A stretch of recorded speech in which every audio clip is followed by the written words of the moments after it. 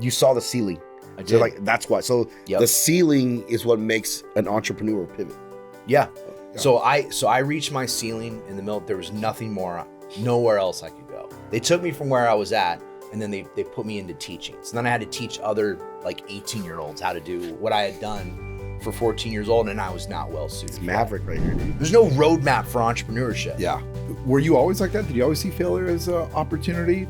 You know, my grandfather, who was a huge influence in my life, always told me that. What do you say? He always says, you want to fail. And it's a power that you shouldn't take lightly. Because if you have the ability to influence, which everyone does, right? It's just varying degrees. If you have the ability to influence, you shouldn't use it for you. You should use it to help people.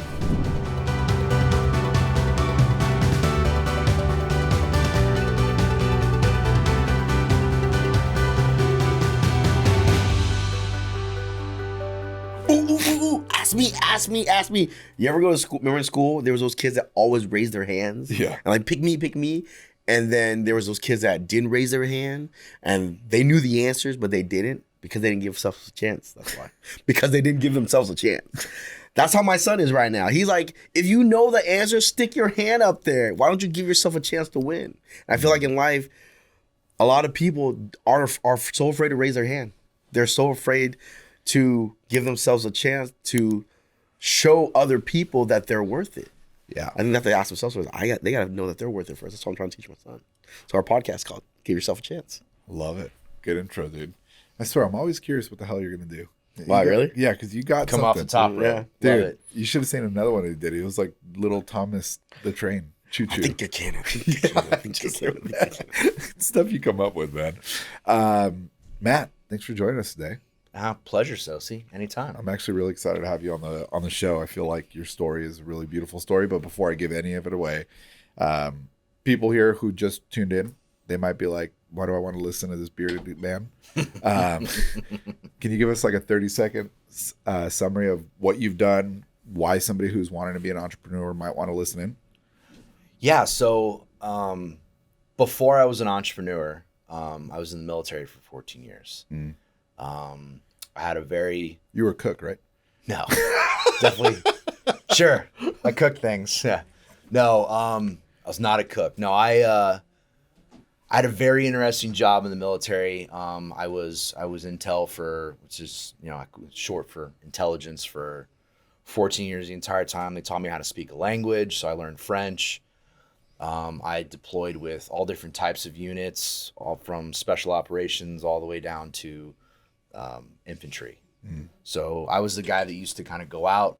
The two main things that I did was I would either go into a place and I would make friends, and then I would set up a network of people that would let us know what things were going on, kind of advise. Bro, you got Jason Bourne's here? Pretty much.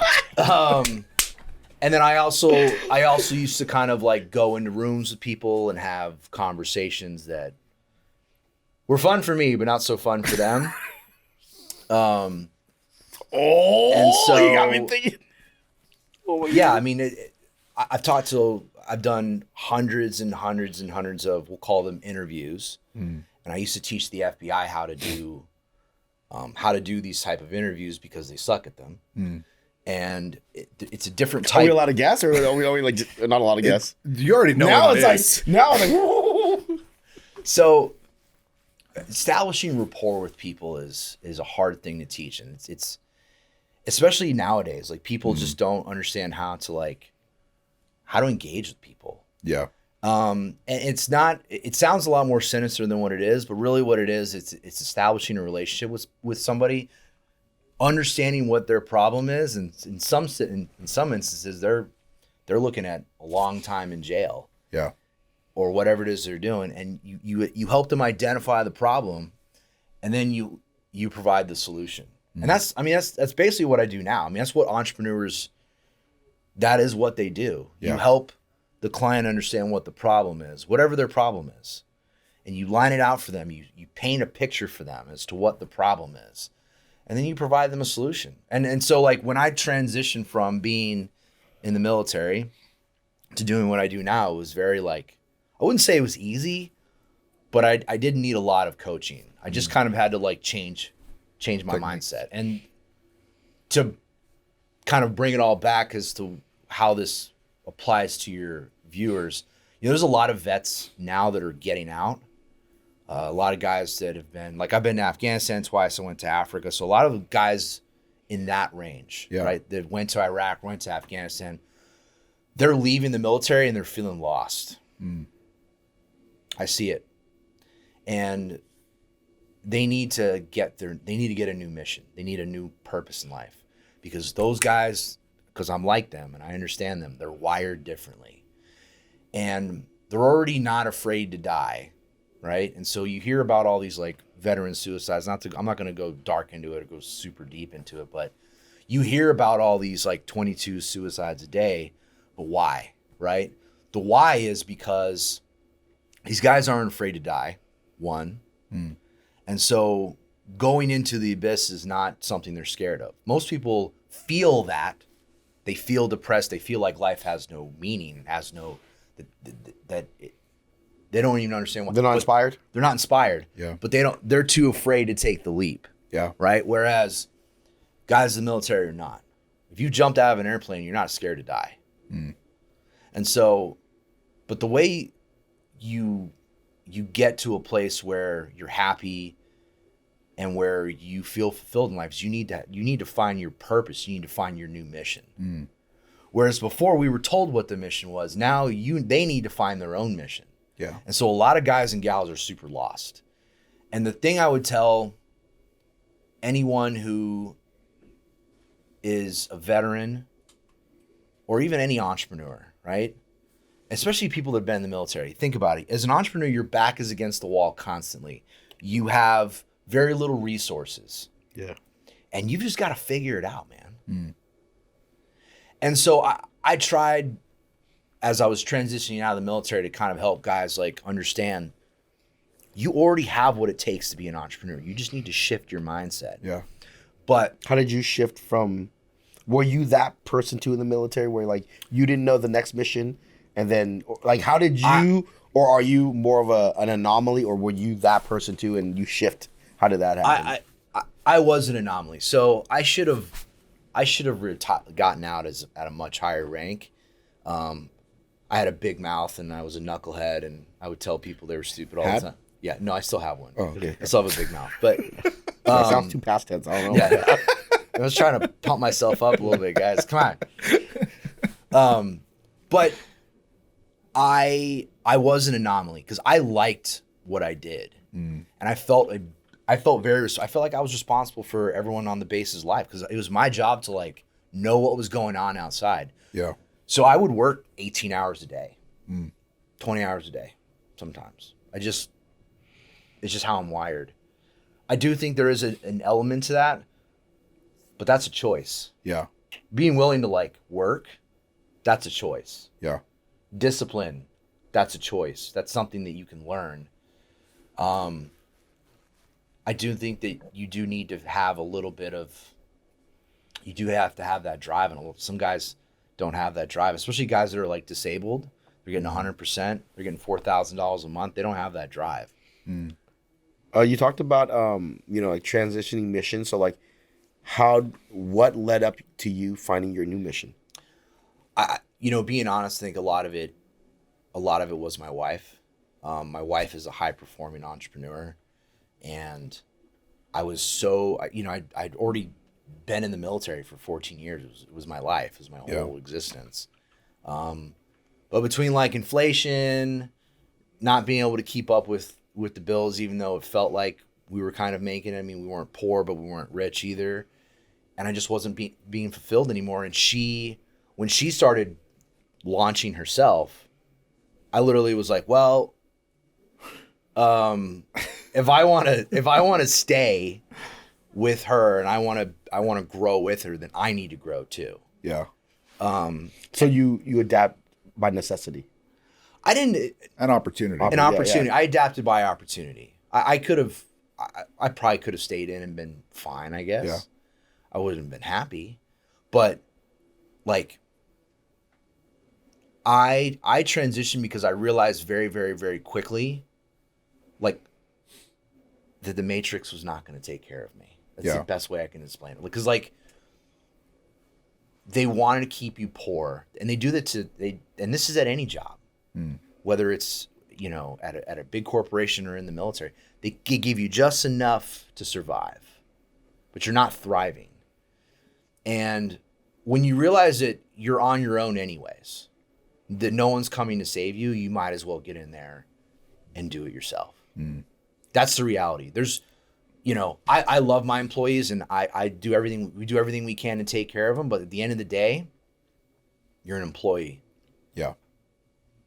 And if you're there to do a job because what you're doing is more valuable than what you're getting paid, because the person that owns the business is getting the difference between the value that you're getting paid and the value that you provide. Bro, I love that honesty. That's crazy, right? It's that simple. Make sure we don't show this to any of our people working for us, by the way. So, but yeah, I agree with you. But there's safety in it, right? What do they get in exchange for being an employee? They get the safety of getting that paycheck. Because I can't just wake up one day and be like, you know what, guys, we don't feel like running payroll. You know, I got to run payroll on the 1st and the 15th. So there is some added stress. And look, if you don't have what it takes, if you don't have the guts, Yeah. because people will come for you. Yeah. You said it right now. It is guts to do payroll because 15 days is not enough time for money to turn. Yeah. Yeah. And they have that safety. Yeah, I agree with you 100% on that. You need to have balls to know that 15 days, you got to do payroll every 15 days. Yeah. And, you know, depending on how big your company is, the payroll just gets bigger and bigger and bigger and bigger and bigger. Yeah. And I think I don't regret at all being in the military. And yeah, like, you know, it did a lot of damage to my psyche, it did some damage to my body. But I don't feel sorry for I don't feel bad for myself. Yeah. I think a lot of guys that have gone through what I've gone through feel bad for themselves. Why? Life's too short, man.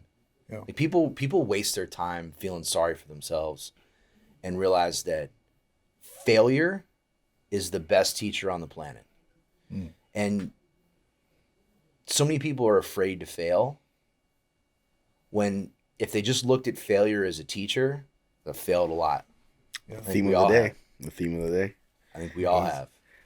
And if you're not willing to fail and it's too much for your ego to admit that you screwed up, I usually say it in a different way, but we're on a podcast. So, you know, if you screwed up,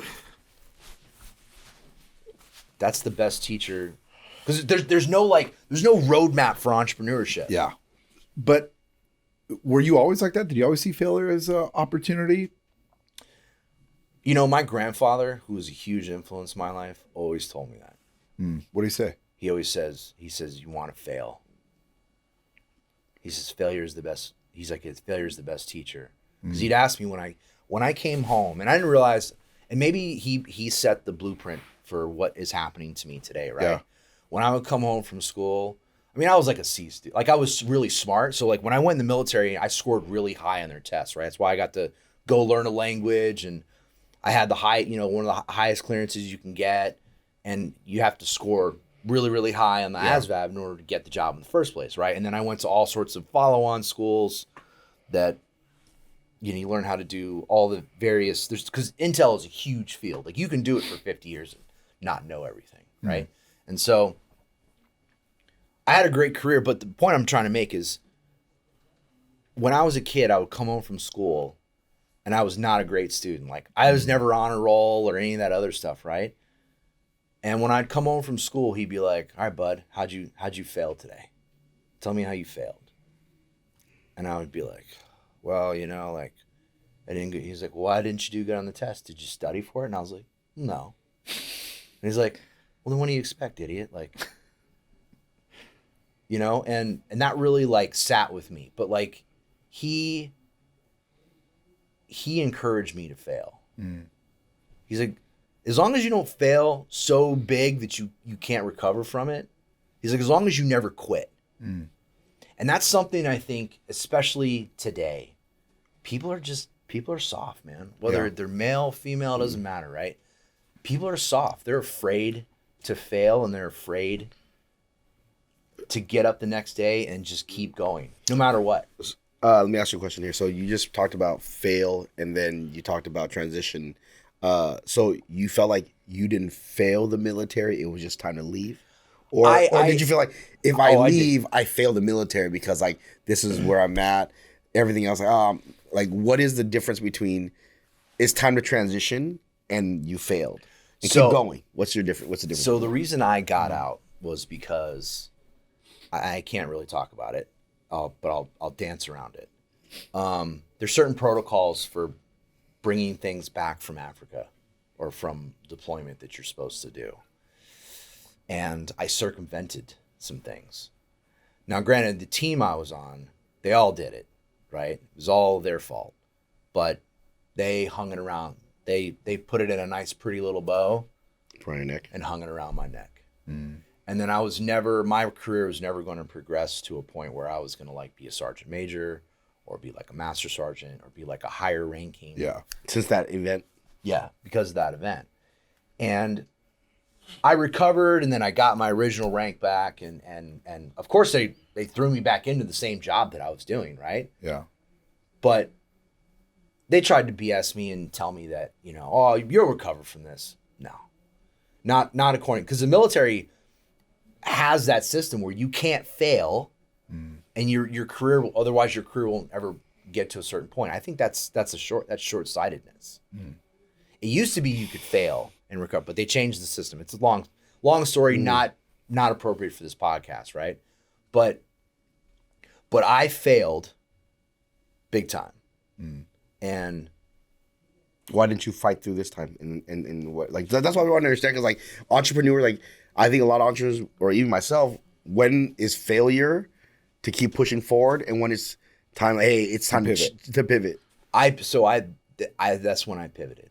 For me, that's when I knew I needed to pivot.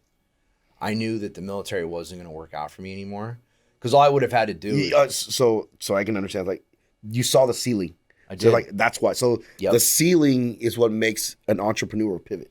Yeah. So I reached my ceiling in the military. There was nothing more, nowhere else I could go. Yeah. I had already deployed with the special, and then what they did was they took me from where I was at, and then they put me into teaching. So then I had to teach other like 18-year-olds how to do what I had done for 14 years old, and I was not well suited. It's Maverick right here, dude. Uh-huh. And I literally was like, fuck this. I don't want to do this anymore. And I would try to teach them the way it was really actually done, but then they would want me to teach based on doctrine. And I'm like, this doctrine is garbage. I'm not teaching them this because it doesn't actually work. And here's why it doesn't work. I can give you multiple examples as to why it doesn't work. And I was miserable. Yeah. So, and that was when we met when I was in Arizona.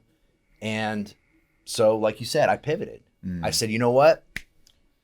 I'm not happy doing this anymore.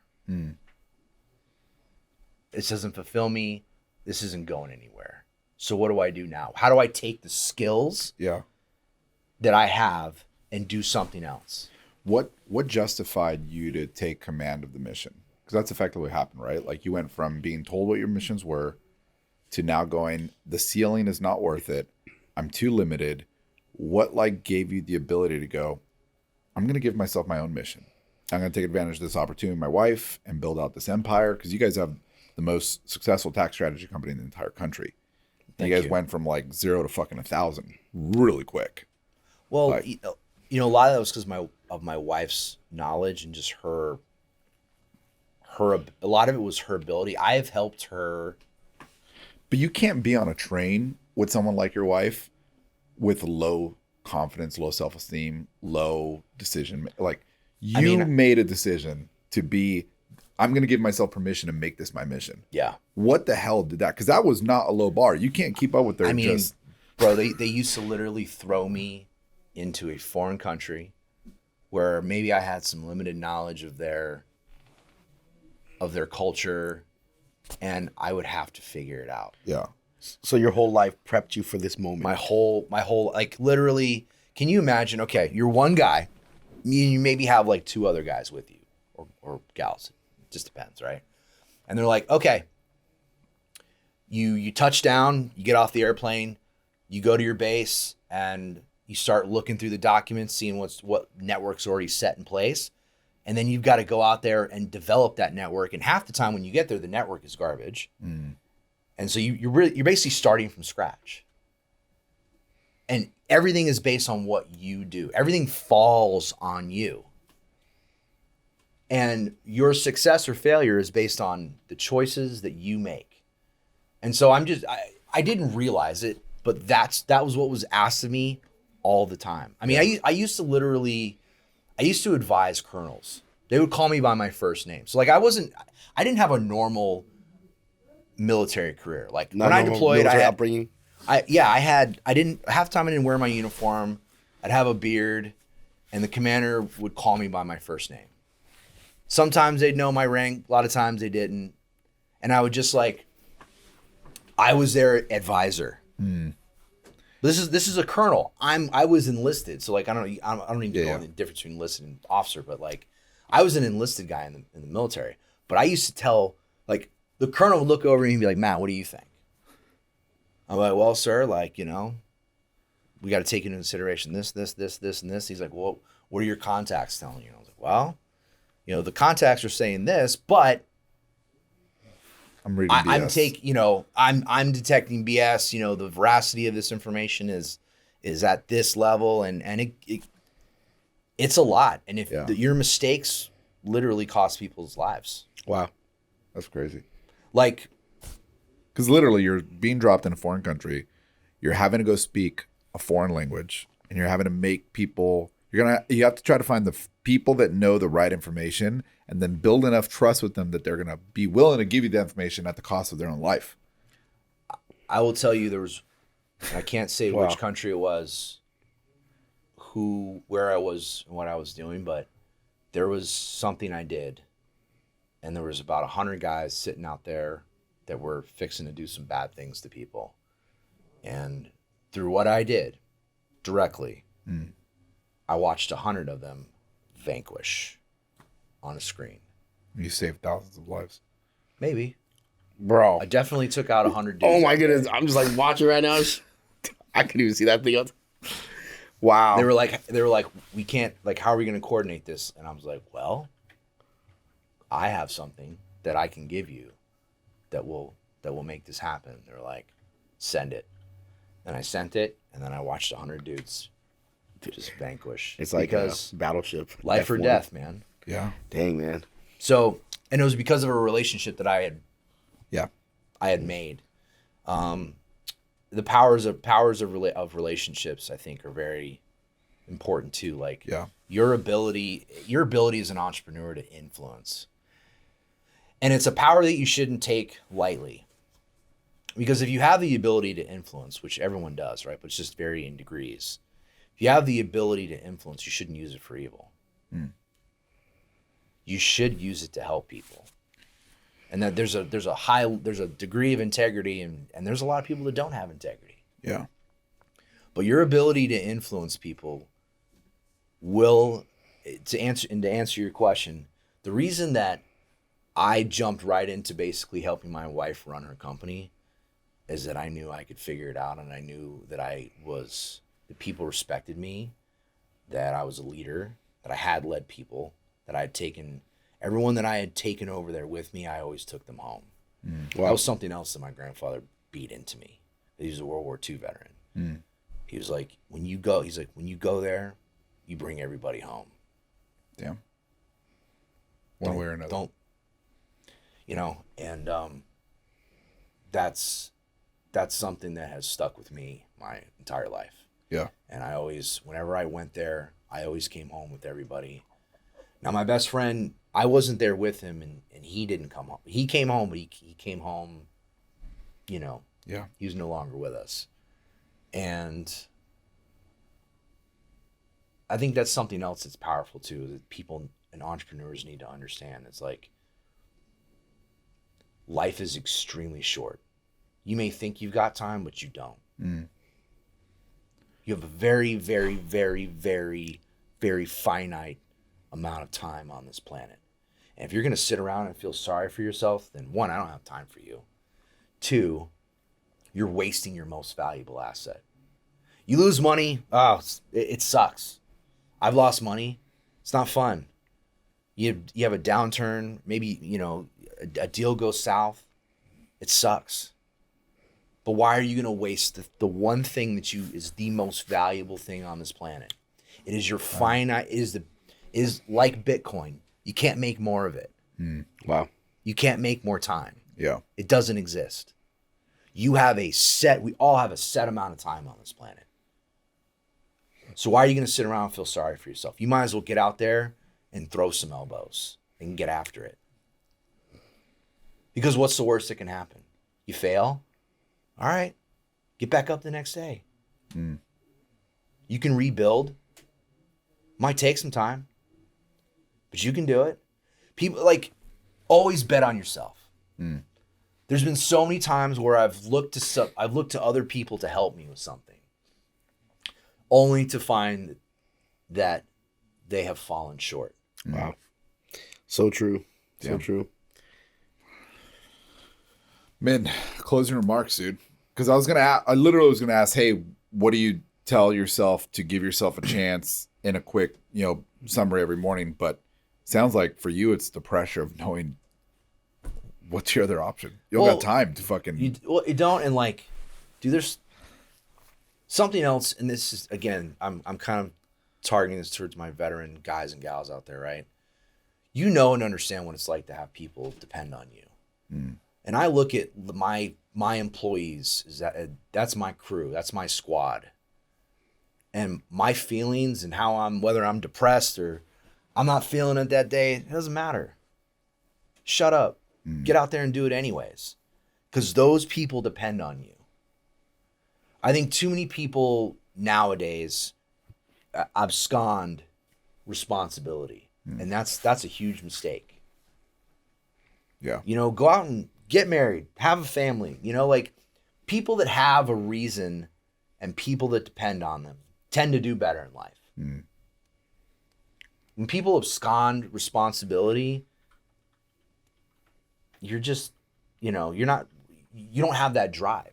Yeah. What reason do you have to get? If you're a single veteran and you're getting $4,000 a month, you can live on that. You can be living in Kansas City or some place like that. I'm not saying Kansas City's bad, but you know what I'm saying? You're existing. Yeah. So many people are focused on just existing as opposed to living life. I have no time for that. So, instead of, live life, don't just exist. I mean, that's why you hear I'm always going somewhere. I'm always doing something because I don't have enough time. I feel like I've wasted time. Yeah. Yeah. We're taking advantage of it now. Min, last questions, dude. I don't know. I think it's a lot to ponder. Yeah, ponder. So I'm thinking everything he's saying. I think for me, I don't have a question. It's just I can tell you're a very calculated person. You drive at 100 miles an hour because you have a purpose, but you're also aware of your ceiling. Yeah. And then if it's not, knowing the difference between, hey, it's a ceiling, or it's hey, I failed, I need to get up and keep going, or hey, I failed, I might need to make changes, or hey, it's not, I didn't fail, there's a ceiling, I need to transition. Seems like as an entrepreneur, to recognize the room, the room you're in, recognize where you're at. Yeah. Okay, be in the moment. Hey, I got to give 150%, but I got to know, okay, when is it time to push harder? When is it time to change? Or when is it time to maybe pull back a little bit? I think as entrepreneurs, sometimes I'm going to put my head down and keep going, but not seeing where you're trying to go. Yeah. So I love the fact that you have purpose, and your grandfather, mad props to him to ingraining you, that type of characteristic. But yeah, I just see you're very calculated, and I think that's in being an entrepreneur. Sometimes you have to have passion, but without having a brain to calculate things, it's not going to get you where you want to be. I mean, you better love what you're doing, and then here's the other thing I would say is that if you know you're not good at something, be honest with yourself. I know I'm not organized. That's why I have amazing admins that are really organized, and I tell them hey, please keep me accountable. Please bug me. Don't be afraid to tell me that I'm not hitting my timelines, that I forgot this or whatever. And that's the other thing too. If you're an entrepreneur and you have employees, you're not better than them. Not for 1 second. Yeah. They're your responsibility. You better take care of your people. And that's something else like I learned in the military, which I think has really translated over to the civilian world. Because here's the reality. This is what people don't understand. When the bullets start flying, it doesn't matter what have, because everyone has their rank right here on their chest, right? At least in the Army, I don't know. And the Navy.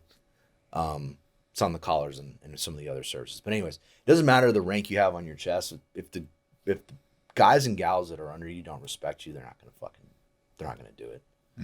You think if you tell them to go clear a room, they're gonna do it if they don't respect you? Or you better be willing to go in that room first. Don't be, like, take care of your people, because they're the ones that are taking care of you. Yeah.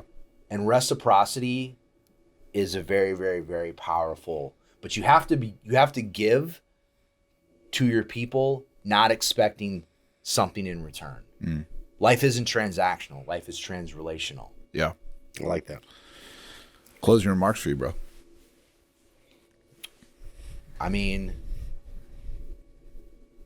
like I said, I feel like I said, oh, you know what? I do have closing remarks. If you're an entrepreneur, understand the tax game, because it is your biggest expense in life.